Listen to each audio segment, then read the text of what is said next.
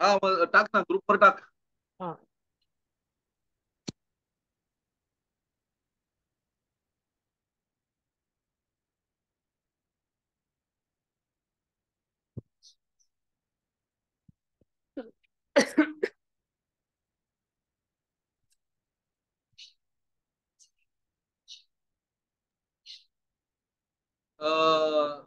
हे recording pause करतो चालू होईपर्यंत पुढचं.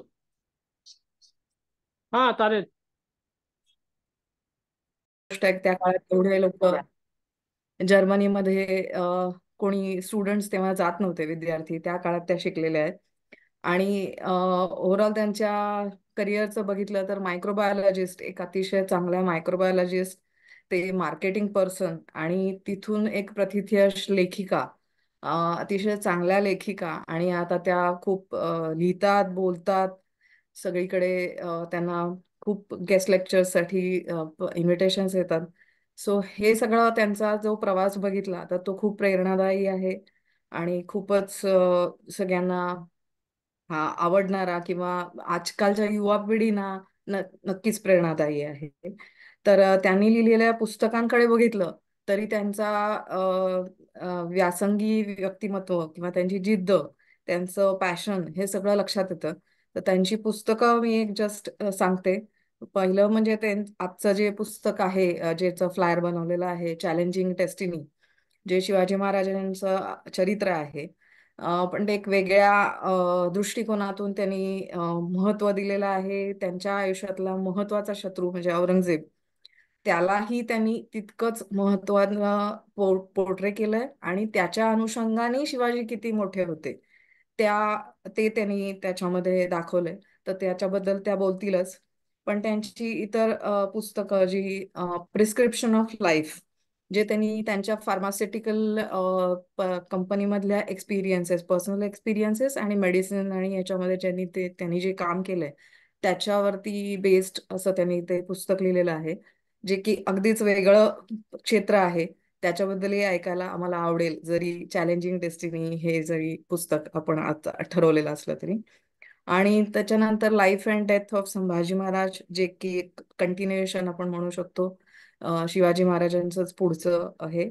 आणि आत्ता त्यांचं एक अपकमिंग म्हणजे जे आलेलं आहे just last year, up against darkness, हे पण एक वेगळ्या विषयावरचं, म्हणजे सेक्स वर्कर्सच्या रिहॅबिलिटेशन आणि या विषयावरती ते पुस्तक आहे, जे अतिशय वेगळं हे आहे.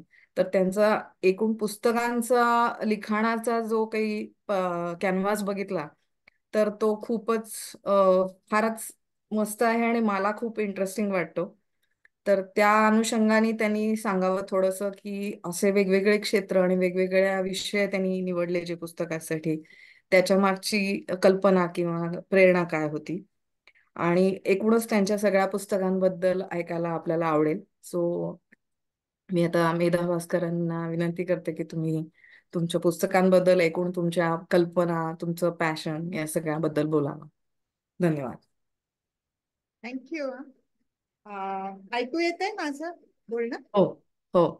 एवढी मोठी इंट्रोडक्शन दिली. नाही, मी अजून पण खूप द्यायची होती, पण तुमच्या ह्याला वेळ द्यावा म्हणून मी थांबले. थँक्यू मला बोलवल्याबद्दल इथे. आणि माझे क्लासमेट विश्वजित आहेत, त्यांनी मला सांगितलं, त्यांनी इंट्रोडक्शन करून दिली. आणि ऑफकोर्स क्लासमेटसाठी काही पण. So I was very happy. आणि हो, मग मी तुम्हाला जॉईन झाले. तुम्हाला काय सांगू मी आज? आज मी तुम्हाला काय सांगू? बेसिकली तुमचं हे पुस्तक आहे चॅलेंजिंग डेस्टिनी, याचा प्रवास कसं तुम्ही याच्या मागे रिसर्च केलात, कसं तुम्ही लिहित गेलात, आणि त्याचा म्हणजे एकंदरीत सगळं पुस्तकाचा प्रवास. माझी अजून एक क्लासमेट जॉईन झाली, माधुरी. हाय. ओके. तर आता माझी क्लासमेटच जॉईन आणि विश्वजित पण क्लासमेट असल्यामुळे मी असं सांगू शकत नाही की मी वर्गामध्ये हुशार होते. ऍक्च्युली आमच्या वर्गामध्ये मला वाटतं मी मिडल कुठेतरी अशी, आणि मला मुळीच इंग्लिश आणि हिस्ट्रीमध्ये इंटरेस्ट नव्हता एनिवे. तर मला ऑडिओ दिसत नाहीये, सो इज इट ओके? हो हो, अगदी व्यवस्थित ऐकू येत आहे. हा. तर सो तेव्हा एकच मला आवड होती की मराठीमध्ये कविता करायची.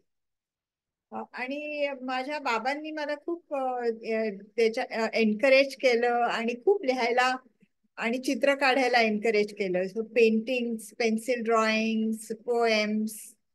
तर त्यांनी मला आता सगळा प्रवास सांगते मी माझा. 9वी मध्ये का 10वी मध्ये असताना त्यांनी मला एक ट्रान्सलेट करायला सांगितली एक कविता. That was in English. Robert फ्रॉस्टची ती कविता आहे. तुम्हाला सगळ्यांना ती कविता माहिती असेल. The woods are lovely dark and deep and I have promises to keep, but miles to go before I sleep and miles to go before I sleep. तर माझ्या बाबांनी मला 10वीत असताना सांगितलं की ट्रान्सलेट दिस इन मराठी. तर मी त्याची असं भाषांतर केलं. ही झाडे झुडपे लता पल्लवे बनहे सुंदरसे, जावे वाटे त्याती पणमी वचनबद्धची असे. सहस्त्र योजने दुरी जायचे कर्तव्याकरिता, चिरनिद्रेच्या आधी करावयाची वचनाची सांगता. तर ही कविता त्यांनी मग ती एक त्यांनी पोस्टर बनवलं या कवितेचं माझ्या बाबांनी. आणि ते घरामध्ये लावलं आणि आमच्या सगळ्या नातेवाईकांना ही कविता पाठ झाली होती. And they use to use it occasionally. कुठे त्यांना समारंभाला जायचंय, कुठे त्यांना भाषण द्यायला जायचंय. तर मला वाटलं अरे आपण लिहू शकतो याचा अर्थ. तर मी कविता नंतर करणं पुष्कळ रोजच, म्हणजे 2-3 दिवसांनी एक कविता लिहायला लागले निराळ्या निराळ्या विषयांवर आणि मराठीमध्ये. असं होता होता शेवटी मी कॉलेजला गेले. मायक्रोबायोलॉजी मध्ये BSc झाले.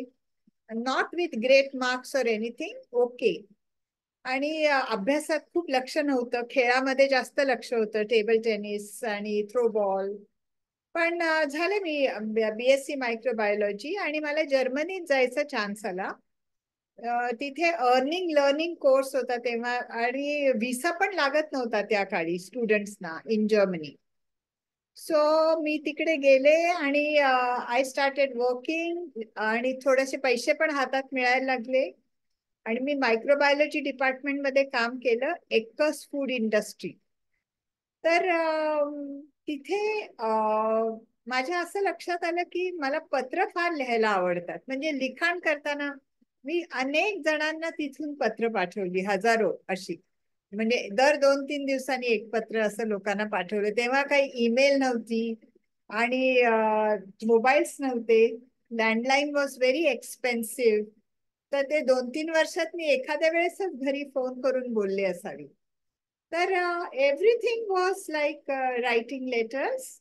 आणि त्यामुळे मला असं लक्षात आलं की आपण मराठीत सुंदर लिहू शकतो. आणि मला लोक सांगायचे की तुझी वर्णनं पाठवतेस आम्हाला. तेव्हा फारसे इंडियन्स नव्हते युरोपमध्ये. म्हणजे जर्मनीत तर मला हार्डली कोणी दिसलं. बांगलादेशी दिसले, कोरियन्स दिसले, इराणियन्स होते, पण इंडियन्स फारच कमी होते. आणि नव्हतेच ऑलमोस्ट. माझ्या शहरामध्ये मी जिथे राहायचे, माइन्स, विसबाडन, म्हणजे राईन नदीच्या काठावर बसलेलं शहर येते. तर तिथे मग मी परत आले आणि मला लॅब मध्ये काम करायची अजिबात इच्छा नव्हती. जर्मनीत मला कंटाळा आला होता लॅब मध्ये काम करून. तर मी ठरवलं की आपण अशा इंडस्ट्रीमध्ये काम करावं की तिथे मला मार्केटिंग पण करता येईल, लोकांशी संबंध येईल, लोकांशी बोलता येईल. त्यामुळे मग आय एंटर्ड फार्मास्युटिकल इंडस्ट्री. तेव्हा मी मुंबईत होते आणि luckily 60% of the India's industry, pharma industry मुंबईत होती आणि अजूनही आहे महाराष्ट्रात. So I joined pharma industry and I really, मला खूपच काम आवडलं ते. ट्रेनिंग पीपल आणि परत न्यू प्रॉडक्ट डेव्हलपमेंट आणि खूपच मला चान्स मिळाला.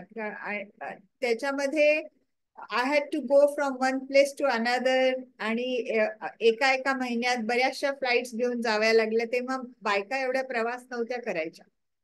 So I was like enjoying my life. Then I married. My husband was a Keralite. I lost him in 2020. तर त्याच्याशी मग लग्न झाल्यानंतर घरामध्ये there was nothing but we could speak in English. So म्हणजे मराठीतून मला ट्रान्झिशन पूर्ण आधी जर्मन भाषेत करावं लागलं, आणि त्याच्यानंतर जर्मन फर्स्ट मराठी शाळेमध्ये, नंतर इंग्लिश कॉलेजमध्ये, ते जेमतेम. त्याच्यानंतर जर्मन भाषा, ते 2-3 वर्षात मी पूर्ण इंग्लिश विसरले. आणि त्याच्यानंतर लग्न झाल्यावर फक्त इंग्लिशमध्ये बोलायचं म्हणजे असं कंपल्सरी झालं कामासाठी आणि घरामध्ये पण. कारण माझ्या सासरी कोणालाच मराठी एवढं नव्हतंच येत, though they had lived in Nashik. तर त्यामुळे इंग्लिश भाषाच मग मदर टंग सारखी झाली. मुलं झाली, त्यांच्याशी पण इंग्लिश मध्येच बोलावं लागलं, कारण ती चूक झाली ऍक्च्युली. मराठी आणि मल्याळम दोन्ही शिकवायला हवं होतं, पण आम्ही इंग्लिशमध्येच बोलायचो. तर त्याच्यानंतर आम्ही मिड लाईफ म्हणजे 40+ मध्ये आम्ही दुबईला जायचं ठरवलं. We had a house in Bangalore. मग आम्ही दुबईला गेलो आणि आय वॉज 40+, आणि माझी मुलंही मोठी झाली होती तेव्हा, आणि मला जॉबच मिळत नव्हता दुबईमध्ये, नो जॉब.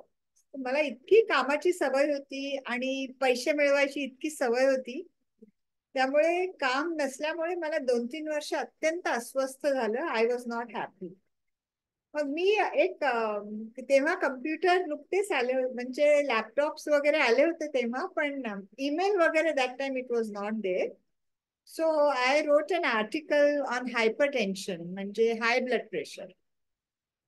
आणि ते हाय ब्लड प्रेशरचं आर्टिकल घेऊन I went to Khaleej Times and Gulf News, दोन्हीकडे जाऊन सांगितलं की मी तुमचं हेल्थ कॉलमनिस्ट म्हणजे स्तंभलेखिका होऊ शकेल का, so I can earn little money also in that. तर ते स्तंभलेखिका ठीक आहे. ते दोन्ही newspapers were the top newspapers. तर त्यांनी माझं आर्टिकल पाहिलं, आणि मी त्याच्यामध्ये मिडल ईस्टचे खूप रेफरन्सेस दिले होते. तेव्हा मिडल ईस्ट मध्ये ओबेसिटी, डायबेटीस, हायपरटेन्शन याचं प्रचंड वाढ झाली होती. तर त्यांनी मला असं सांगितलं की मॅडम, तुम्ही तर इंडियन नावानी आलायत, मेधा भास्करन, या नावावर कोणीच तुमची आर्टिकल वाचणार नाहीत, तर तुम्ही इंग्लिश नाव का नाही घेत, सम और American name, you know. So असं इंडियन नावात काय हरकत आहे, कशाला मी दुसरं नाव घेऊन दुसऱ्याच्या नावाखाली, एका ब्रिटिश बाईच्या किंवा अमेरिकन बाईच्या नावाखाली मी का लिहू, म्हणून मी नकार दिला. आणि नंतर मी परत 1 वर्षांनी गेले त्यांच्याकडे तीच आर्टिकल्स घेऊन, की आता तरी त्यांना चान्स मिळेल का, कारण त्यांना कोणी हेल्थ कॉलमनिस्ट फारसं मला दिसलं नाही मिळालेलं. मग शेवटी मला खलीज टाइम्सनी मेधा भास्करन या नावाखाली लिहायची परवानगी दिली, आणि मी त्यांची वीकली कॉलमनिस्ट झाले. तर मी हायपरटेन्शन, रेड मीट, डायबिटीज आणि अनेक पॉलिसिस्टिक ओव्हरीज, हजारो सब्जेक्ट्स वर, असं म्हणजे दर आठवड्याला स्तंभलेखन करायला लागले. त्याला मला थोडे थोडे पैसे पण मिळायला लागले. I was very happy. आणि नाव आता ते खलीज टाइम्सचं जे मॅगझिन होतं, वीकेंड मॅगझिन, ते that was a official newspaper for Emirates Airlines. तर ते माझं ते मॅगझिन ते it use to be available on Emirates flights. अनेक प्रवासी ते वाचायला लागले, आणि मला अनेक देशातनं पत्र यायला लागली. आणि तेव्हा ईमेल नव्हती, it was a real paper letters. ते पेपर लेटर मिळायला फार आनंद होतो लेखकाला. तर ते सगळे खलीज टाइम्स कडे ते लेटर्स जायचे, आणि I was kind of wow, म्हणजे मला लिहिता येतंय आणि माझं वाचतायत लोक अनेक देशातले, आणि त्यांना आवडतंय. कारण माझा एक फंडा आहे, तुम्ही मराठीत लिहा किंवा इंग्लिशमध्ये लिहा, भाषा अत्यंत सोपी असली पाहिजे आणि कोणाला डिक्शनरीची जरूर नको. म्हणजे तुम्ही शो ऑफ नका करू शब्द शब्द शोधून. म्हणजे आता सपोज इंग्लिश मध्ये एक वाक्य आहे, he did not have wherewithals to become a king. तर instead of wherewithals, I can use simple word like he did not have means to become a king. So me decide केलं की अगदी साध्याच भाषेत लिहायचं म्हणजे ते सगळ्यांना कळेल. तर असे मी जवळजवळ 400 आर्टिकल्स लिहिले ते 7-8 वर्षामध्ये. आणि त्या आर्टिकल्समुळे मला लेक्चर्सना बोलवणी यायला लागली. आणि लेक्चर्सला बोलवणी आल्यामुळे मला एक जॉब पण मिळाला as a technical manager for a product called Pocari Sweat. So नावच ते थोडंसं विचित्र आहे, but this particular drink is very, very famous in Japan. It's a Japanese company. Otsuka Pharmaceuticals are the manufacturers, and entire this Far East country, like Singapore and Japan and many other countries, is extremely popular drink. It actually combats dehydration. म्हणजे तुम्हाला जर कल्पना असेल का नसेल मला माहित नाही, पण गल्फ कंट्रीज मध्ये जून, जुलै, ऑगस्ट, सप्टेंबर मध्ये टेम्परेचर जवळजवळ 50 डिग्रीच्या आसपास असतं आउटसाइड टेम्परेचर, आणि ह्युमिडिटी 100% असते. आणि जवळजवळ 1 मिलियन म्हणजे 10 लाख लोक बाहेर काम करत असतात. शिपिंग इंडस्ट्री, कन्स्ट्रक्शन, नंतर एव्हिएशन, ऑइल अँड गॅस. आणि हे सगळे जे आउटडोर वर्कर्स त्यांना म्हणतात, they are coming from India, Pakistan and Bangladesh. आता खूप चायनीज पण यायला लागले आहेत असं मी ऐकलंय. And also from African countries that I have scene. तर तेव्हा मी ते प्रॉडक्ट जे होतं माझं, ते ही एक गोष्टच आहे ऍक्च्युली. ते प्रॉडक्ट जे होतं ते कॅन मध्ये मिळायचं. That use to be double expensive than coca cola. So this can was very beautiful blue can, Pocari Sweat, available everywhere. It was a rich person's drink. Sports person can afford it. It is very costly. Then then people who just go out for picnic in heat, they want to drink it. So what this company did actually, they ordered Pocari Sweat powder. And 2 shiploads of Pocari Sweat powder arrived at Dubai port. And then they said that I have to sell that. If I don't sell, I lose my job. So I couldn't have afforded. I could not afford to lose my job because my son was studying in Australia. Then I studied and I said, how do I sell this powder? So I studied things and I understood that if I sell this at construction company, it can be sold, the entire container, for the outdoor workers. But who will invest so much money for outdoor workers? Then I prepared a presentation saying that your people will not drop dead if you give them this drink when they're outside. Because a person in 50 degrees Celsius temperature and 100% humidity loses 1 liter of sweat per hour and gets dehydrated and dies of heat stroke. So they listened and I somehow sold those 2 containers, and that drink became very popular in construction industry, and that's history.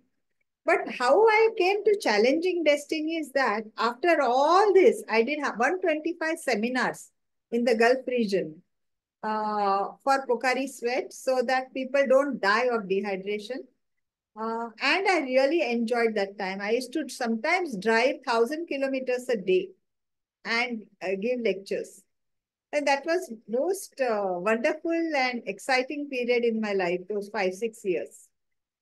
But after that, I sort of got bored of medical subject. किती लिहायचं medical subject मध्ये? You get sort of लिखाणामध्ये थोडंसं म्हणजे if you are treating a patient it's different, पण तुम्ही त्याच विषयावर लिखाण करता आणि थोडस मग असं वाटतं की नको नाव मी आता I should graduate from writing an article to writing a book.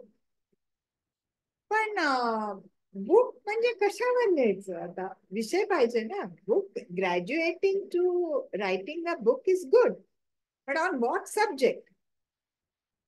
तर तिथे दुबई और many other countries, I have seen NRIs, they talk down on India, like किती डस्ट आहे तिथे, मला तर अजिबात आवडत नाही, मला तर शिंका येतात, ड्रायव्हिंग तर शक्यच नाही, किती इनडिसिप्लिन आहे रोडवर, कोणी मध्ये येतं आणि असं म्हणजे, आणि किती कचरा असतो रोडवर, असं सगळं. That in the NRI circle, not Maharashtrians alone, most of the Indians.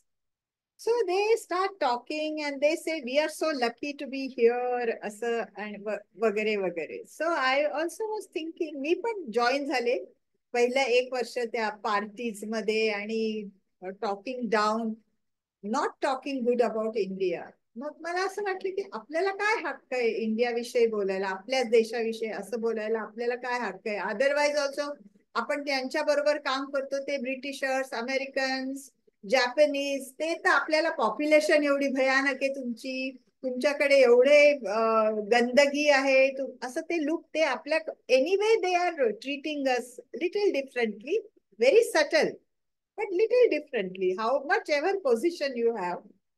मी म्हंटल मग आपण आपल्या देशासाठी काहीच करत नाही आणि आपण आपल्याच देशाला नावं ठेवतो, आपल्याला काय हक्क आहे? तर आपण काहीतरी आपल्या देशासाठी करू.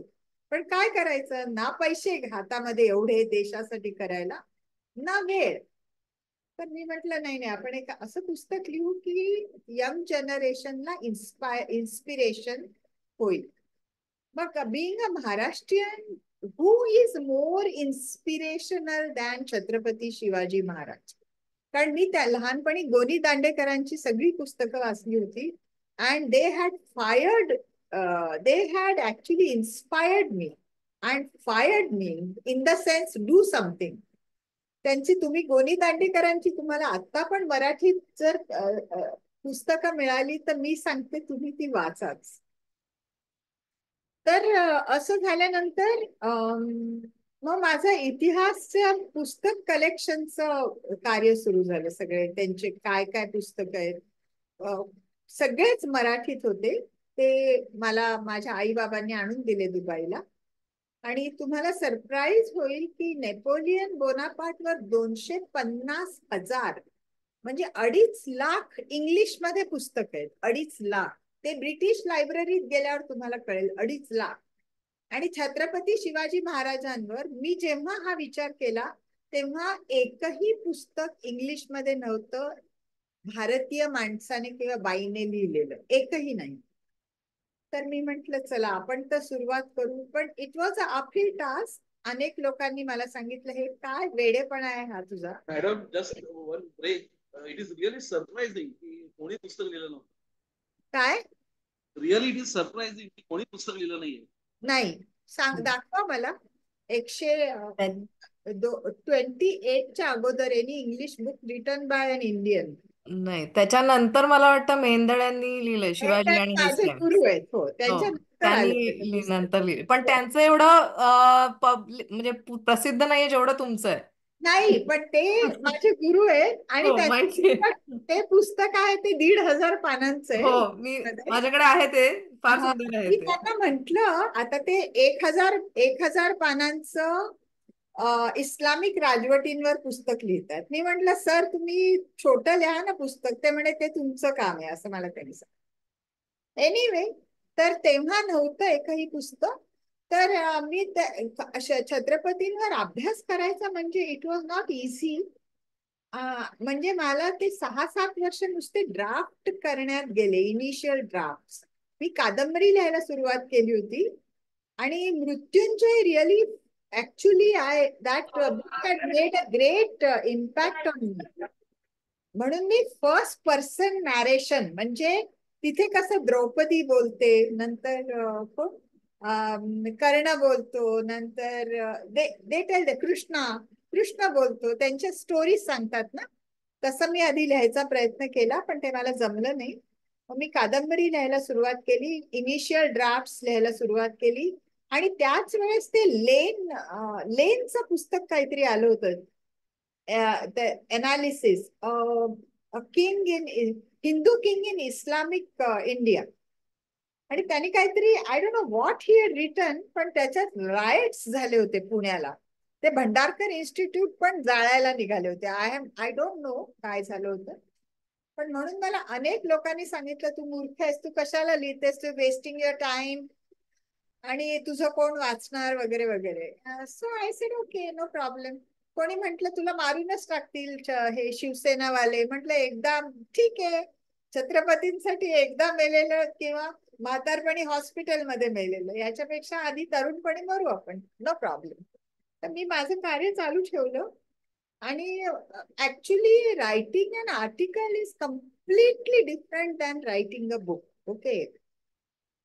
सो जे पहिले ड्राफ्ट्स होते मी ते जवळजवळ सगळ्या पब्लिशर्सना पाठवले इंडियामध्ये आणि इंग्लंडमध्ये. सगळीकडनं प्रॉम्प्टली रिजेक्शन आलं. मला जवळजवळ 100 रिजेक्शन आले 7-8 वर्षात. तरी पण मी चालू ठेवलं. मग मी 2011 साली माझी मुलं मोठी झाली होती, they were on their own. आणि माझे आई बाबा आजारी, म्हणजे they were aged in Mumbai. So I left my job and come to look after them in Mumbai. So that time I started really, म्हणजे मला खूप वेळ मिळाला तेव्हा. मी जॉबच सोडला होता. I had that good job and I every year I used to get a new car and I left all that. आणि मुंबईत आल्यावर आधी मला ऍडजस्ट करायला थोडंसं कठीण गेलं, पण then I started concentrating on my books and my parents. तर ते नंतर मग एक कुठले तरी रिमोट पब्लिशर्स मिळाले मला. कादंबरीचा पहिला छोटा भाग फ्रॉन्टियर्स, त्यांचं डिस्ट्रीब्युशनही चांगलं नव्हतं. So anyway I agreed. I said something is better than nothing. So I publish first part of my कादंबरी फ्रॉन्टियर्स विथ अल्केमी पब्लिशर्स. आणि मी इतर खूप पब्लिशर्सना लिहिलं होतं. Penguin, Random House and HarperCollins are the best in India, internationally also. त्यांनी तर काही उत्तरच आले नाही 2-3 वर्षात. पण हे जेव्हा अल्केमीनी पब्लिश केलं, त्या पब्लिशरनी, त्यांच्याकडे डिस्ट्रीब्युशनच नव्हतं अजिबात. म्हणून मी ते पुस्तक घेऊन क्रॉसवर्ड बुक स्टोअर्स, त्यांचे जवळजवळ 100 बुक स्टोअर्स आहेत इंडियामध्ये, त्यांच्याकडे गेले की तुम्ही तरी माझं हे पुस्तक ठेवा तुमच्या 100 स्टोअर्स मध्ये अक्रॉस इंडिया. तर तिथे गेल्यावर मला त्यांचे मार्केटिंग मधले लोक, एक one person I met, Anoop Jarjani. तर ते मला म्हणाले की ते आम्ही डिस्कस केलं मुघल मराठा हिस्ट्री. तर ते म्हणाले की तुम्ही असं करा ना, आमच्यासाठी एक छोटं 300 पानी पुस्तक लिहा, जे कोणालाही वाचता येईल. 14 वर्षाच्या मुलाला, हाऊसवाईफला, फ्लाईट मध्ये वाचता येईल, शाळेच्या ते पुस्तकांच्या स्टोअर मध्ये आले तर 2-3 तासात वाचून काढतील, शाळेमध्ये मधल्या सुट्टीत वाचता येईल, असं एक पुस्तक लिहा आमच्यासाठी, छत्रपती शिवाजी महाराजांनी. तर मी आपलं हो म्हटलं. I was very happy. And they commissioned me that. They gave me an editor. They ready to spend every penny for this. The editor पण एक यंग मुलगी होती. She was the daughter of if you see Tarak Mehta का उल्टा चष्मा, if you see that, she was the daughter of that Jethamal. Very rich editor I got. She used to come to my house in Mumbai, mostly in new cars. Their dad was making great money and she used to do editing for me for this book. तर मी सगळं माझं मार्केटिंगचं जे होतं, मी म्हटलं आता छत्रपती शिवाजी महाराजांवर अशी आपल्याला अपॉर्च्युनिटी येणार नाही की एवढ्या मोठ्या बुक स्टोअरनी आपल्याला विचारावं. म्हणजे 100 book stores they will give me, म्हणजे ते मला पहिल्या रांगेत माझ्या पुस्तकाचं डिस्प्ले करणार. सो आणि this book was there first book also which they were commissioning.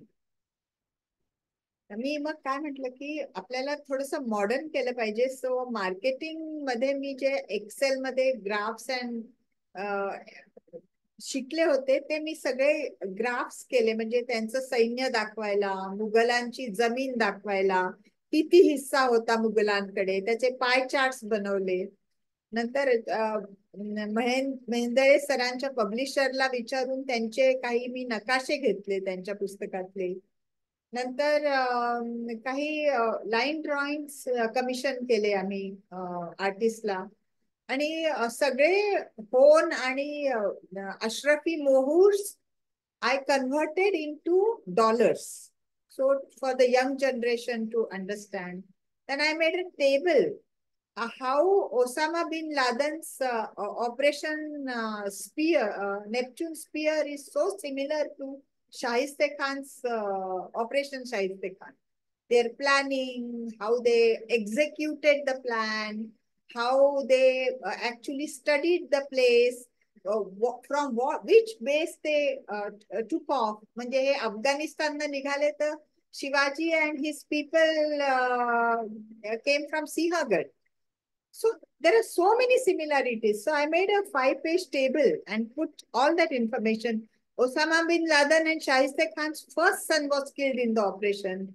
Both the sons were coming down the stairs when they were killed. Both Osama bin Laden and Shahiste Khan hid behind their wives.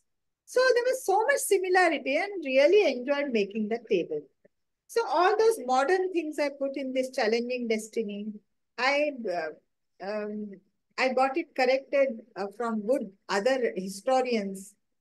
And then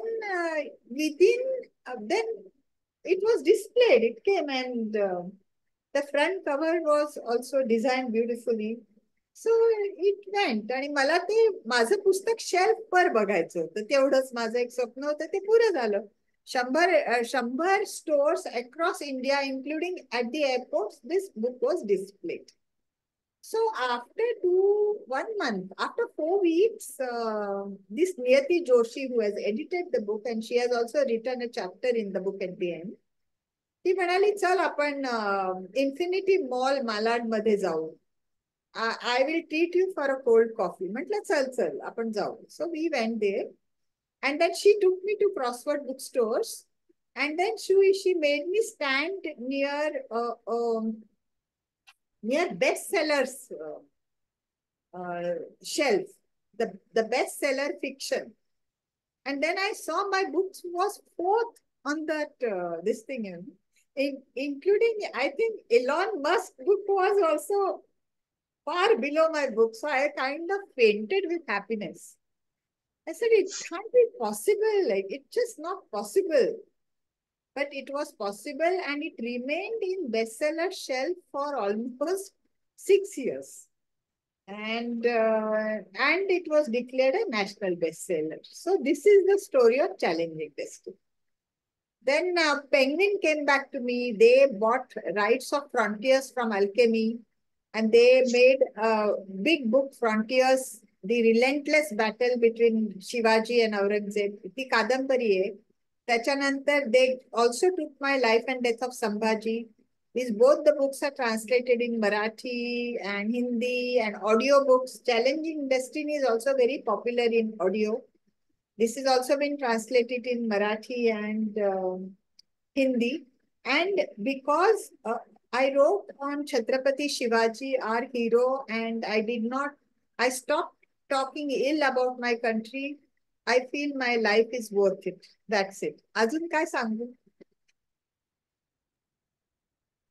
थोडं त्या पुस्तकाबद्दल. हा तर कसं ते शिवाजी महाराजांची पूर्ण जीवन कसं त्यात कव्हर केलंय, कुठल्या याच्यावर जास्त भर दिलाय? हो, मी ते सांगते. आता एक नरहर कुरुंदकर एक मराठी अनालिस्ट होऊन गेले, नरहर कुरुंदकर. सो त्यांचं तुम्ही जर मराठी पुस्तकं आता कोणी वाचत असेल मला माहित नाही, पण श्रीमान योगीच्या आधीची जी प्रस्तावना आहे ती नरहर कुरुंदकरांनी लिहिली आहे. ते एकदम I mean, I have not seen such an intelligent analyst in my life. तर त्यांनी एक पुस्तक लिहिलंय छत्रपती शिवाजी महाराज जीवन रहस्य, आणि त्यांनी जी प्रस्तावना लिहिली आहे श्रीमान योगीमध्ये, त्यांनी असं लिहिलंय की जर तुम्ही औरंगजेबाला हे जे जनरल्स होते Mughal generals like Mirza Raje Jai Singh, Diler Khan, or Mughal, even Jai Singh Rathod, महाराजा जसवंत सिंग राठोड, हे काही मूर्ख लोक नव्हते. ते काही म्लेंच मूर्ख कोणीतरी मुस्लिम आलाय तिकडनं. No, they were great. They were great on the battlefield. They knew the war tactics. They were great in politics. They were very powerful. कारण जेव्हा औरंगजेब सत्तेवर आला तेव्हा त्याच्याकडे 2 लाख घोडेस्वार होते. त्यांचं मिलिटरी, आता तुम्ही सांगितलं आपलं मिलिटरी बजेट काय आहे. इंडियाचं मिलिटरी बजेट किती बिलियन डॉलर्स मध्ये आहे. मी जर हा प्रश्न तुम्हाला विचारला तर कोणी उत्तर देऊ शकेल का मला?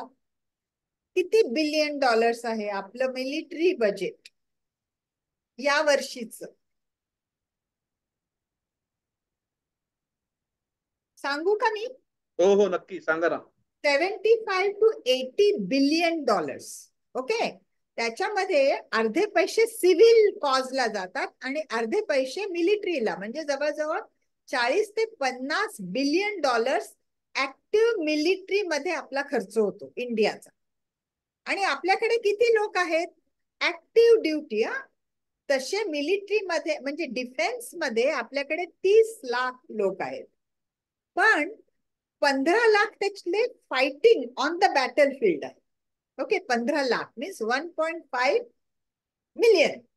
आणि त्यांचा ह्या सगळ्याचा खर्च आपल्याला किती होतो? 30 लाख लोकांवर आपण जो खर्च करतो, we buy guns, we buy equipment, we buy aircraft. Okay, याच्यामध्ये आपला खर्च आता या वर्षी 75 to 80 billion dollars. Billion, 1 billion dollar is 100,000 million dollars. Imagine, calculate, do the maths. Now, if I ask you, when Aurangzeb came to power, what was his military budget? How much money they were getting? So, आपण काय करतो ना महाराष्ट्रात, आपण अष्टप्रधानांवर एवढी चर्चा करतो, पण आपण मिलिटरी सिस्टीमवर काहीच चर्चा करत नाही. मी म्हटलं मी त्याच्यावरच चर्चा करीन, चॅलेंजिंग डेस्टिनी. कारण मिलिटरी सिस्टमच बदलली छत्रपती शिवाजींनी. जे 2000 वर्ष पूर्वी, 2000 वर्ष आपल्या देशात ही मिलिटरी सिस्टीम नव्हती, म्हणजे इतिहासात नाही आहे, कोणीच केली नव्हती. आपले हिंदू राजे म्हणा, पूर्वीचे हिंदू राजे म्हणा, किंवा सल्तनतचे सुलतान्स, किंवा मुघल एम्पायर, किंवा विजयनगर एम्पायरचे राजे, यांनी ही मिलिटरी सिस्टीम जी शिवाजी महाराजांनी जी तयार केली ती त्यांच्या डोक्यात नव्हती. पण तरी देखील असं असताना देखील औरंगजेबाकडे जरी ती सिस्टीम, त्यांची मुघलांची सिस्टीम एवढी चांगली नसली तरी ते फार पॉवरफुल होते. त्यांच्याकडे 2 लाख घोडेस्वार होते, 50,000 आर्टिलरी मॅन म्हणजे मराठीमध्ये तोफखाना चालवणारे लोक ते होते. नंतर 2.5 लाख पायदळ होतं त्यांच्याकडे. आणि त्यांचा मिलिटरी खर्च किती होता? आता तो कसा मी केला, तो किती होता मी तुम्हाला सांगते. तो 2 ते 3 बिलियन डॉलर्स होता.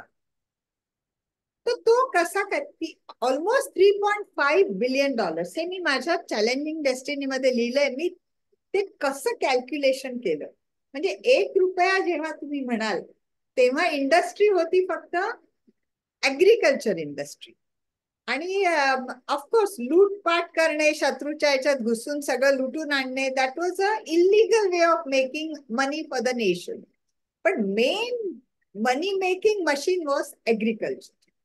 तर त्याच्यातला जो ऍग्रिकल्चर टॅक्स, शेत सारा म्हणतात त्याला, तो गोळा करायचे, तो मेहेंदळे सरांच्या पुस्तकात, पण त्यांच्या पुस्तकातनं मी हे घेतले. 2.20 मिलियन म्हणजे 22 कोटी किंवा 23 कोटी त्यांचा रुपये त्यांच्याकडे असं पुस्तकात दाखवलं गेलं.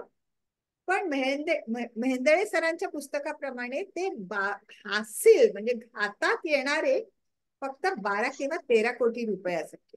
आता 12 किंवा 13 कोटी रुपये तुम्ही म्हंटले काय काय ते पेपर मनी नव्हते किंवा ते काही आपण ह्याच्यावर पेमेंट करतो मोबाईलवर UPI पेमेंट करतो तसे नव्हते. Each rupee was 10 to 12 gram of pure silver. मी ते सगळे 12 ते 15 कोटी रुपयांची किती सिल्वर होणार आणि त्या सिल्वर मध्ये किती KG गोल्ड त्यांना घेता आलं असतं. म्हणजे जवळजवळ त्या पैशामध्ये त्या सिल्वर मध्ये मुघलांना तेव्हा 90,000 किलो सोनं घेता आलं असतं. त्याची आजची किंमत जवळजवळ 3 बिलियन किंवा $3.5 बिलियन. असं मी त्याचं कॅल्क्युलेट करून या पुस्तकात घातलं. And that was something new. आणि young people like between say 20 to 35 love this book because त्यांना ते घोटाळा व्हायचा मनात. होन म्हणजे काय, त्याचे किती ग्रॅम गोल्ड आणि एवढे होन गोळा केले तर किती पैसे त्यांना मिळतात. So I converted that. So मुघलांकडे 2 ते 3 ऑलमोस्ट $3 to 3.5 बिलियन मुघलांकडे पैसे यायचे त्यांना त्यांचं सैन्य चालवायला. आणि जेव्हा शिवाजी महाराजांनी सुरू केली आपली 1655 साली त्यांच्या मनात इच्छा व्हायला लागली की मी काहीतरी करावं देशासाठी, तर त्यांचा शेतसारा किती असावा. पुण्याची त्यांची ते श्रीमान योग ते श्रीमान नव्हतेच, ते गरीब होते ऍक्च्युली टू स्टार्ट विथ. म्हणजे मनाने श्रीमंत असतील ऑफकोर्स, पण त्यांच्याकडे 1000 खेडी होती तेवढीच. आणि त्याच्यातनं 300 रुपयाचा शेतसारा यायचा वर्षात. तर 300 रुपयाची चांदी तुम्ही केली तर त्याचं काहीतरी 1 लाख रुपये वगैरे होती. तेवढाच त्यांच्याकडे पैसे यायचे.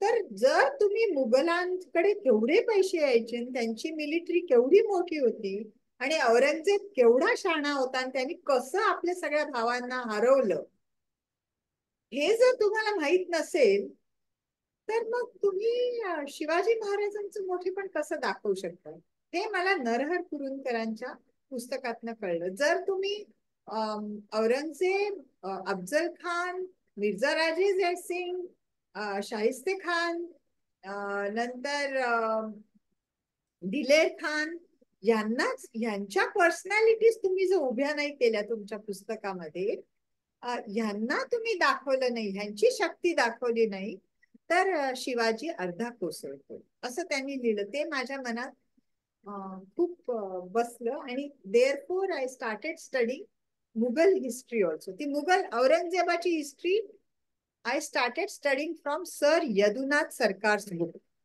Books, volumes. You can download them free. त्यांची इंग्लिश भाषा फार सुंदर आहे आणि त्यांनी 50 वर्ष औरंगजेबावर काम केलं. Imagine 50 years entire, actually his entire intelligent life, young life, he gave it for Aurangzeb. So त्यांचे ते व्हॉल्यूम वाचूनही नुसतं, it is not just reading, ते तुमच्या रक्तामध्ये भिनायला लागतं ते सगळं. म्हणजे ती औरंगजेबची पर्सनॅलिटी, त्याचं आयुष्य, त्याचं पर्सनल लाईफ, त्याच्या इन्सिक्युरिटीज, त्याच्या वडिलांशी भांडण, त्याच्यावर झालेले अन्याय, त्यांनी लोकांना कसं वागवलं, तो फॅनॅटिसिस्ट का झाला, त्यांनी आपल्या रिलिजनचा आधार का घेतला, हे सगळं समजायलाच मला काही वर्ष लागली. May be I was little bit slow in understanding, पण मला काही वर्ष, म्हणजे आता 2 मुलांना बघायचं, त्यांची जेवण करायची, घर साफ ठेवायचं, डे जॉब ठेवायचा, खालीच टाइम्सचं आर्टिकल लिहायची आणि रात्री अभ्यास करायचा. त्याच्यामुळे मला अनेक वर्ष जाऊन ते औरंगजेब अंगात भिनायला मला बरीच वर्ष जावी लागली तो समजायला. टू अंडरस्टँड औरंगजेब टूक मी फ्यू इयर्स. आणि शेवटी तो माझ्या अंगात इतका भिनला औरंगजेब, आणि काय वेळेस तर मी त्याच्यावर प्रेमही करायला लागले. आणि काय वेळेस ड्रायव्हिंग दुबईत करताना शिवी पण यायची, हरामजादा.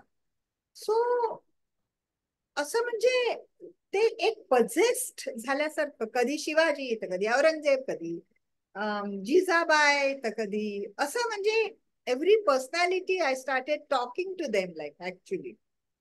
आणि असं होता मगच ते पानावर उतरव.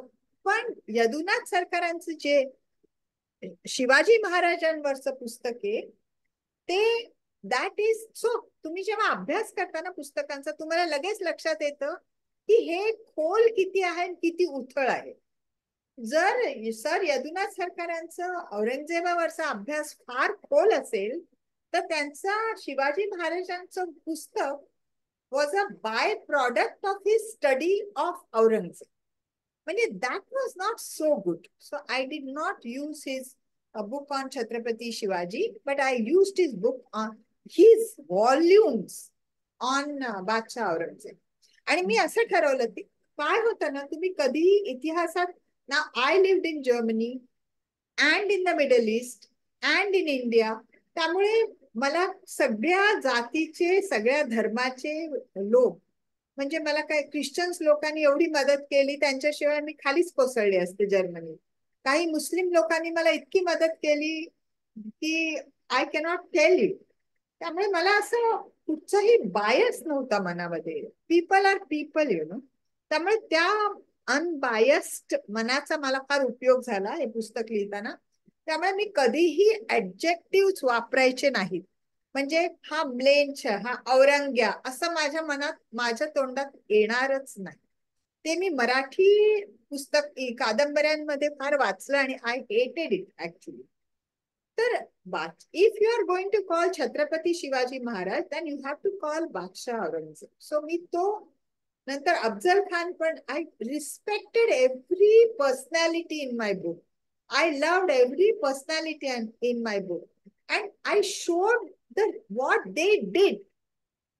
स्वतःचे माझ्या स्वतःच्या मनातले जे म्हणजे I didn't put any adjective to them. मूर्ख औरंगजेब, नो वे. बादशाह औरंगजेब, तो मूर्ख कसा? He ruled for 50 years. तर असं करून ते मी पुस्तक लिहिलं and then actually people liked it. I got life and death of संभाजीला तर मला 4.8 out of 5 रेटिंग्स मिळाले. नाव 189 रेटिंग्स मिळाले in English, for English, life and death of Sambhaji. आणि त्याचं आता मराठीत पण आलंय, छत्रपती संभाजी जीवन आणि बलिदान. ते सकाळ पब्लिकेशन्सनी काढले, ते पुढच्या महिन्यात येईल आता.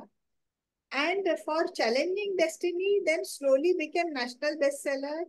आणि यंग मुलांना ते फार आवडायला लागलं आणि त्यांनी मला अनेक, जवळजवळ 5 का 7 हजार पत्र आली. म्हणजे they get in touch with me through Instagram, through email, through Facebook, and they tell me that they love my book. Even त्यांना डिप्रेशन आल्यावर काही IITians to put it under their pillow and sleep. आणि त्यांना काही काही म्हणतात की आम्हाला ते शाहिस्ते खान आणि ते ऑपरेशन नेपच्यून स्पियरचं फार आवडलं. So every day you get one or two letters and you feel very happy about it. So this is my journey for challenging destiny, you know. And this book has really changed my life. आणि जेव्हा मी कुठे कुठे ओडिसात पण गेले होते तेव्हा पण 2-4 मुलांनी कुठून ते चॅलेंजिंग डेस्टिनी आणून माझ्या सह्या घेतल्या की त्यांनी ते पुस्तक कुठून तरी विकत घेतलं होतं, ते वाचलं आणि आता त्यांना माझी सही हवी होती. So it is very nice to know that you know, म्हणजे मी थोडं तरी काहीतरी देशासाठी करू शकले, आपला इतिहास त्यांना दाखवू शकले.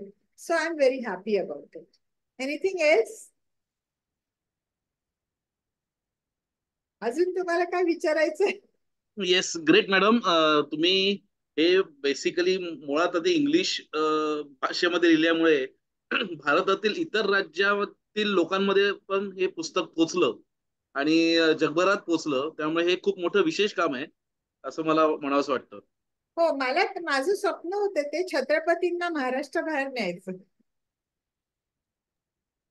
खरंय खरंय. त्याच्यामुळे आणि मी ते आय डोंट स्टिक टू नाव. आता काय ना, अनेक म्हणजे असं चांगलं आहे का वाईट मला माहित नाही, पण मला जो सब्जेक्ट आवडतो त्याच्यावर मी लिहिते. असं नाही की नाव I Mughal Maratha, then I have to write on Mughal Maratha history. So I choose subject. Up Against Darkness is social saga. Prescription of Life is on pharmaceutical. माझं नवीन पुस्तक आता येत आहे ते the story of immunity. It is what is your immunity really.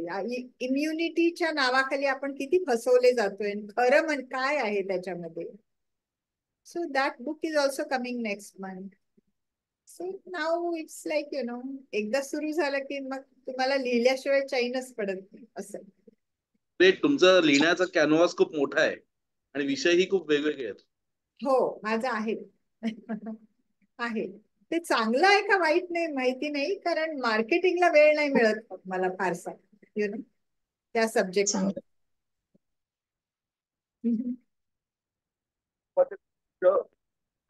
प्रश्नांसाठी तुला आहे कोणाला काही विचारू शकता? मला ऐकू येत नाहीये नीट. नाही, कुणाला प्रश्न विचारायचे असेल तर त्यांनी विचारा असं तो म्हणतोय. मॅडम, मी सुयोग पाध्ये. खूप छान प्रकारे तुम्ही तुमचा जो जर्नी आहे तो आता सांगितला. मला हे तुमचं जे डीप डाईव्ह म्हणतात, आता नवीन कॉर्पोरेट जगतामध्ये नवीन टर्म आहे डीप डाईव्ह. पुस्तक लिहिताना त्या सब्जेक्ट मध्ये तुम्ही एवढे इन्व्हॉल्व्ह झालात, किंवा औरंगजेबाचं जे तुम्ही सांगितलं की तो रक्तात भिनला, त्याला सुद्धा तुम्हाला खूप वर्ष लागली म्हणजे समजायला तो. हो, तर एवढं डीप डाईव्ह करणं आणि तेवढा पेशन्स ठेवून त्यानंतर पुस्तक लिहिणं, हे खरोखर खूप चॅलेंजिंग काम आहे. म्हणजे त्याबद्दल तुमचे खूप खूप आभार की खूप छान तुम्ही काम केले याच्यावर.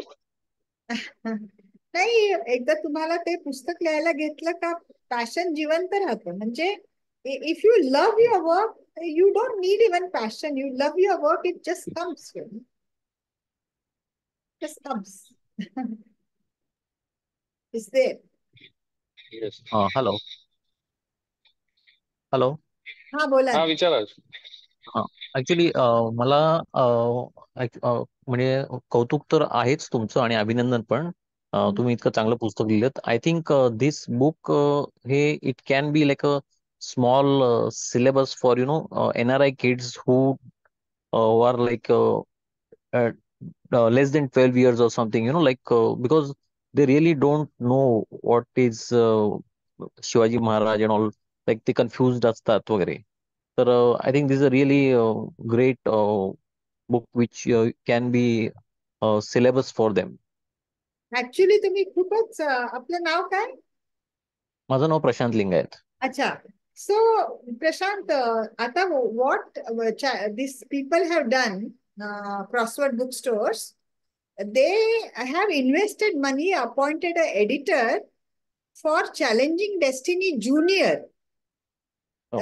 That will be made, the book is little smaller than this with more pictures for children between 8 to 12. So they are now within 3 to 4 months, that also book will be out, Challenging Destiny for Juniors. Madam, I just एक जे मला वाटतंय ते सांगतो. This can also be in a like animation form for like how Marvel comes out, but hey, there is nothing imagination, but a real life story in animation form for kids. So now animation, we are not doing any, actually that book, those books are getting very popular. But this book, what we are doing, we are cutting down the word count and we are adding more pictures for 8 to 12 age children. So we I are think that is the progression towards animation. I mean, that is how it is actually going. animated book, more pictures and less matter. So they have appointed a lady, young girl, for editing this book. And if you have heard of this Itihaskar G.S. Sardesai, Mughal Maratha, have you heard of? Yes, yes, So yes.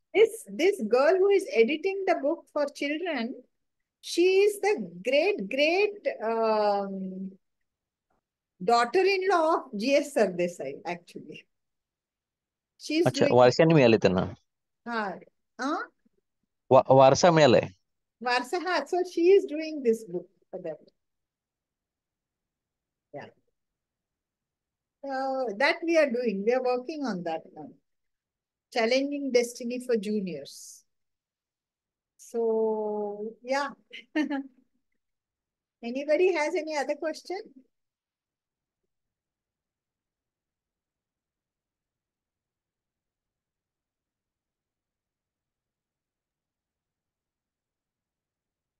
Question असं नाही, पण तुम्ही तुमचा लाडका शब्द नाही वापरला, Shivray. Shivray. Yes. I तुमचे ऑलवेज राईट. पॉडकास्ट मी रणवीर शो वरती ऐकले आणि तिथून म्हणजे तुमची शिवराय ओळख लाडका शब्द तेव्हापासून झाली. आहे. आणि मला फार आवडले ते पॉडकास्ट, म्हणून मी हा. तुमच्याबद्दल वाचलं. म्हणजे त्यावेळेला माझी तुमची ओळख झाली मेजरली. आय नो पण आय नो तुमचा तो शिवराय. शिवराय शब्द म्हणजे तुम्ही जास्त प्रसिद्ध केला. शिवराय शब्द हा, माहिती होता. शिवराय मी प्रसिद्ध केला. हा. पण मी म्हटलं आज मराठी लोक आहेत ना सगळे, त्यामुळे मग त्यांना शिवराय माहित असणारच. हो. कारण तो आपण नेहमी वापरतो नाही का मराठी वापरतो. हो. पण द शिवरायांची. Way you pronounce is very unique and different. I like it. Okay, so sweet. कारण माझं जे मराठी ट्रान्सलेशन आहे ना, चॅलेंजिंग डेस्टिनी, त्याचं नाव शिवरायांची झुंज नियतीशी. करेक्ट. बरोबर वाचलं मी. शिवरायांची आणि मराठी ट्रान्सलेशन आहे ते. शिवरायांची झुंज नियतीशी. त्यांनी आणि काय ना, आता त्याचं एवढं मोठं पॉलिटिक्स केलंय त्यांनी की बरोबर. Chhatrapati Shivaji is also not enough. Chhatrapati Shivaji महाराजच म्हटलं पाहिजे. महाराज. पण प्रत्येक वेळेस ते पॉडकास्ट मध्ये म्हणताना इट इज व्हेरी डिफिकल्ट. म्हणजे शिवराय इज इनफ. नाही, इवन म्हणजे तुम्ही जसं मेन्शन केलं की नरार कुरुंदकरांची जी प्रस्तावना आहे ती मी पण अतिशय म्हणजे कितीतरी वेळा वाचली ती. हो म्हणजे ना, श्रीमान योगी तर वाचलंच आहे, पण ऑफकोर्स. तेवढ्याच वेळा मी ती प्रस्तावना पण वाचली. तर त्याच्यामध्ये तेच त्यांनी एक लेख मेन्शन केलाय की शिवाजी कुणापेक्षा मोठा होता हे सांगण्यापेक्षा हा. कुणापेक्षा छोटा होता हे जर सांगितलं तर कळेल आम्हाला की काय शिवाजी होता. आणि तर त्यांनी की तिथे लिहिलं होतं बरं का. कम्पेअरच नाही करतायत, म्हणजे तुलनाच नाही करतायत. नेपोलियन म्हणा, कोणाशीही कम्पेअर नाही करतायत तो. नाही, you cannot compare. Napoleon already had an army. हा. नाही, आणि बेसिकली सगळं जरी बाजूला ठेवलं, अगदी त्यांचे ग्रेटनेस, त्यांची धडाडी, त्यांचं शूरवीर, सगळं सगळं बाजूला ठेवलं, तरी त्यांचे जे इंटरेस्ट होते, हेतू हा. हेतू हा एक गोष्ट पूर्णपणे वेगळं करतो शिवाजी महाराजांना बाकीच्या सगळ्यांपासून. तर त्यांनी ते खूप छान लिहिलंय नारद कुरुंदकरांनी. नाही इव्हन नाही, त्यांच्या पिक्चर्स मध्ये पण. मी त्यांचं ते जीवन रहस्य, त्यांची सून भेटली होती मला नरहर कुरुंदकरांची. हा. आता मी कॉलेजला गेले होते विश्वकर्मा युनिव्हर्सिटी पुण्याला लेक्चरला, तर त्यांची सून तिथे प्रोफेसर आहे इन वन इंजिनिअरिंग सब्जेक्ट. तर तिने मला ते पुस्तक आणून दिलं त्यांचं, ते मी परत वाचते. So it is so amazing जीवन रहस्य. तर इट्स हे मी तर कुरुंदकरांची सगळ्यांना व्याख्यानं पण ऐकण्यासारखी आहेत, म्हणजे खूपच फार या- मस्त आहेत त्यांची व्याख्यानं या व्याख्यान विषयावर. देता देताच गेले ऍक्च्युली. आणि त्यांना जाऊनच 50 वर्ष झाली. हॅलो. या. हा हा, विश्वजित बोलतोय. बोलू का एक मिनिट? हा, बोला ना विश्वजी. हा हा. नाही, आता ह्या मला वाटतं बराच वेळ झाला, सगळं उत्तम झालं. मला वाटतं ह्याच्यामध्ये आणखी एक याच विषयावर शिवाजी राजांच्या सिस्टीम, म्हणजे सॅलरी सिस्टीम, त्यांनी जहागीरदारी वगैरे प्रथा मोडली, how it was totally different. पूर्वी कसं जहागीर, तर तो पण एक विषय होऊ शकेल संबंध. तो एक निराळाच विषय आहे. त्यांची मिलिटरी हा म्हणजे सिस्टीम कशी म्हणजे निराळी तो होती, हवे त्यांनी सिव्हिल सिस्टीम कशी बदलली. हा as a how far he was different thinker म्हणजे. Absolutely, he was like Einstein, is equal to हा एमसी स्क्वेअर. हा. आणि पण बाकी पण ते म्हणजे आजचा सब्जेक्ट नाही ना तो. नाही नाही, म्हणून बरं, तो मग तो स्वतंत्र विषय होईल, समजून घेणार काय पण तो. हो, तो स्वतंत्र विषय, तो लिहिलाय मी चॅलेंजिंग डेस्टिनी मध्ये, की त्यांची आणि मिलिटरी सिस्टीम कशी निराळी होती हो नाही, आणि हे जे मनसबदारी सिस्टम पेक्षा किती निराळी होती. हो नाही, आपले हे चेन जे ऑफ कमांड कशी तयार केली त्यांनी. हो म्हणजे ज्यांना या विषयात इंटरेस्ट आहे, they should be knowing about this also, म्हणजे दे शुड फाइंड असं. नाही आणि नाही, दुसरं पण, आता आणि ही जी नावं नरहर कुरुंदकर, रियासतकार, सरदेसाई, बरं केलं. हे लोक, आपल्या लोकांनी पण ही सगळी नावं वाचली पाहिजेत. म्हणजे it is not that somebody should read and tell them. हे ओरिजिनल रिडिंग पण व्हायला हरकत नाही इंटरेस्टेड लोकांकडनं, असं मला वाटतं. आय नो नाही हा. नाही, त्यांनी कसं केलं माहितीये का, मनसबदारी सिस्टीम म्हणजे काय होतं, सल्तनेत जहागीरदारी मनसबदारी सिस्टीम म्हणजे तुम्ही एवढा जागा घ्या, शेतसारा गोळा करा आणि माझ्यासाठी कॅव्हलरी ठेवा. म्हणजे हे सगळे टिट्युलर हेड्स होते, त्यांच्याकडे आर्मी नव्हती. They use to outsource the army, the empires and the sultanates. होय. ते आपल्याकडे आता कशी सिस्टम आहे की आपल्याकडे फील्ड मार्शल आहे, जनरल आहे, आपल्याकडे लेफ्टनंट जनरल आहे, मेजर जनरल आहे, नंतर आपल्याकडे brigadier and then colonel, lieutenant colonel, major and like that.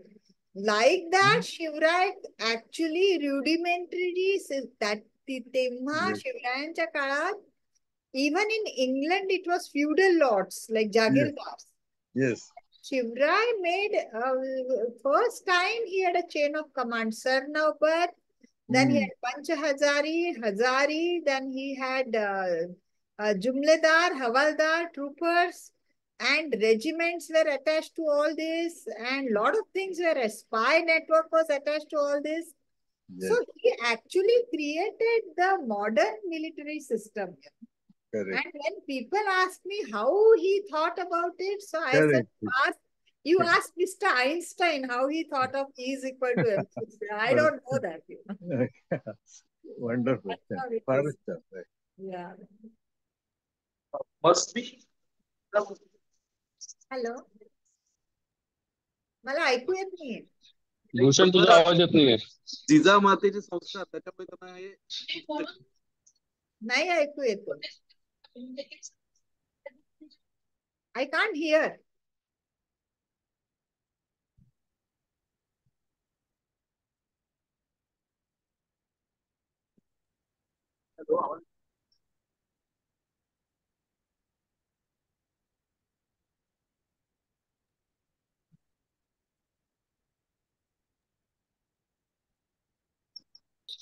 आणि कोणाला काही विचारायचं आहे का? मेधाताई, तुम्ही वेगवेगळ्या विषयांवर पुस्तकं लिहिता, म्हणजे हे शिवाजी महाराजांचं पण तुम्ही म्हणालात, हेल्थ टॉपिक साठी पण तुम्ही न्यूजपेपर मध्ये ते लिहायचा, तर त्याची स्टडी किंवा त्याचा अभ्यास कसा करता? शिवाजी महाराजांचा नाही, बाकी आता हे तर म्हणजे तुम्ही खूप इतिहास म्हणजे त्याची पुस्तक वगैरे वाचून किंवा हे करता येईल, पण हेल्थ टॉपिक्स वगैरे ते समजून कसे लिहिता? कारण आधी मी ऑलरेडी फार्मास्युटिकल मध्ये होते ना, तर मी हँडल प्रॉडक्ट्स म्हणजे अँटीबायोटिक्स हँडल केलं, तर मला माहिती आहे antibiotic resistance is a problem नाव. तुम्हाला म्हणजे ते मला already I used to handle almost 30 to 40 products I handled. I had directly worked under Dr. Y.K. Yusuf Hamid, the chairman of CIPLA. And we together, so he asked me to work on 45 products on asthma, tuberculosis, cancer. So I already knew these subjects and I knew how to tell a story about this with correct reference. सो मला एवढं म्हणजे सांगायला अभिमान वाटतो की मी 400 articles लिहिली. Gulf is a very sensitive region. पण मला एकदाही असं म्हणजे कोणी बोललं नाही की हे चूक आहे. आणि हे चॅलेंजिंग डेस्टिनी मध्ये पण लोक म्हणाले तुम्हाला असं बोलतील, Shiv Sena will get angry, this will happen, that will happen. पण हे मराठी झालं, इंग्लिश झालं, जवळजवळ मला वाटतं एक 3-4 लाख लोकांनी हे पुस्तक वाचलंय. पण मला एकही कंप्लेंट नाही आली अजून नाही आली, अजून तरी नाही आली. हिंदीमध्ये आलंय, ऑडिओ बुक मध्ये आलंय आणि मराठीत आलंय. So I didn't get any complaint. So म्हणजे असं मला वाटतं की मी, आणि मला मदत पण खूप जणांची मिळाली, इतिहासकारांची मिळाली. Even in Dubai, lot of doctors helped me. A lot of people who worked in WHO helped me for writing articles. कारण गल्फ रिजन मध्ये सगळे व्हिजिट करतात ना, मग त्यांना भेटता येत होतं मला. So God something, some higher power help me for sure. That is for sure. Okay, छान. Thank you very much. थँक्यू.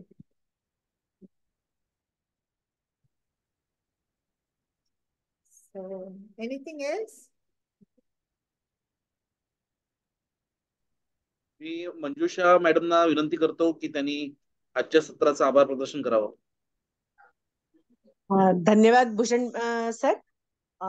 मेधाताईंचा जो अद्भुत रोमांचकारी प्रवास त्यांनी आम्हाला वर्णन करून दाखवला, त्याच्याबद्दल म्हणजे आम्ही अचंबित आहोत. त्यांची जी काय म्हणजे यात्रा आहे जर्मनीहून भारतातून परत गल्फ कंट्रीज मध्ये आणि वेगवेगळ्या क्षेत्रात त्यांनी जी आपली प्रतिभेची सुणूक दाखवली आहे, त्याच्याबद्दल आम्ही लोक खरंच म्हणजे तुमचा प्रवास ऐकून आम्ही अचंबित झालेलो आहोत. अतिशय आश्चर्यकारक प्रवास, आणि त्याच्याबरोबर इतक्या विविध विषयांवर तुम्ही लेखन केलेलं आहे. नोकरीच्या नंतर गल्फ कंट्रीज मधल्या कठीण परिस्थितीमध्ये जेव्हा तुम्हाला साधं एखादं आर्टिकल किंवा एखादी नोकरी मिळणं जिथे कठीण होतं, तिथे सुद्धा तुम्ही आपलं बसस्थान उत्तमरित्या बसवलं आणि त्या सगळ्याची झलक तुमच्या जीवन दर्शन आम्हाला घडलं. त्याबद्दल मेधाताई मी आपले मनपूर्वक आभार मानते. भूषण दादा आणि आपली सूत्रसंचालिका अपर्णाताई गोडबोले या सर्वांचे मी मनपूर्वक आभार मानते. याच्या रसिक वाचकामध्ये आपण आलात आणि आम्हाला इतका वेळ दिला आणि इतकी समग्र माहिती, म्हणजे शिवरायांबद्दल तर आहेच, मराठी माणसाला शिवरायांबद्दल माहिती नाही असा मराठी माणूस विरळाच, पण त्याच्या व्यतिरिक्त आपल्या फार्मास्युटिकल इंडस्ट्रीज आणि बाकीच्या विषयांवर जी माहिती मिळाली त्याच्याबद्दल आम्ही खरोखरच आपले मनपूर्वक आभारी आहोत. मी सर्व रसिक वाचकांतर्फे परत एकदा सगळ्यांचे, सर्व रसिक वाचकांचे आणि आज ह्या समूहात जॉईन झाले आहेत आम्हाला, त्या सर्वांचे मी आभार मानते. धन्यवाद भूषण भैया, तुम्ही मला ही संधी उपलब्ध करून दिली त्याबद्दल आपले पण मनपूर्वक आभार. धन्यवाद. धन्यवाद. आणि मेधाताई, तुमच्या पुढच्या पुस्तकांवर पण आम्हाला तुमच्याकडून ऐकायला आवडेल. हे आपण immunity, I will like to talk on immunity. हो, नक्कीच. We will talk. नक्कीच. हो, फॉर शुअर. धन्यवाद. धन्यवाद. Thank you Bhushan. Thank you. Thank you Vishwajit. धन्यवाद. And thank you all the people. Yes yes. Vishwajit काका हळवे यांचं आभार. त्यांचं काय? हळवे काकांचे पण आभार म्हटलं. हा, त्यांचे पण आभार विश्वजित. त्यांचे पण मी पण आभार मानते. ओके. मी आता हे YouTube वर आम्ही पोस्ट करू, तर तुम्हाला आम्ही ती लिंक शेअर करू. चालेल. No problem. No problem. Thank you. Thank you. Thank you. Thank you. Thank you. Shall I quit? Yes yes madam. Yes yes. Thank you.